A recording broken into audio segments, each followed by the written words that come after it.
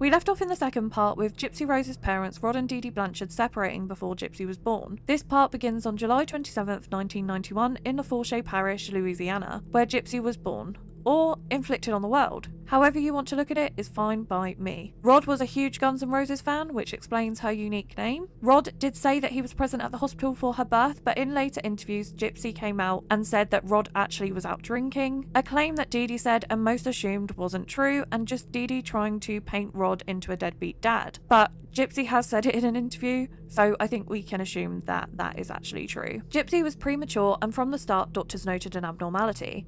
Gypsy's head was smaller than average, which is a condition known as microcephaly. Gypsy and her supporters will say that Gypsy was borderline, but to be clear, you either have it or you don't. Her supporters saying that this is borderline is part of a wider minimization that has occurred with Gypsy Rose's actual medical issues. So as things have come out and we have discovered certain things, Gypsy and her supporters will try and minimize them, and we'll see that as we go through. What doctors were not aware of at the time that Gypsy actually had a chromosome disorder called microdeletion 1q21.1. We know this now though, meaning with this knowledge and hindsight we can look back and see her early years through a different lens. Now with the microcephaly and some of Gypsy's unique facial features that fit this chromosomal disorder, doctors most likely did theorize that Gypsy was suffering from some sort of chromosome disorder but just couldn't yet give it a name. When Gypsy was born, Rod and Dee Dee had separated and Dee Dee had moved back in with her parents.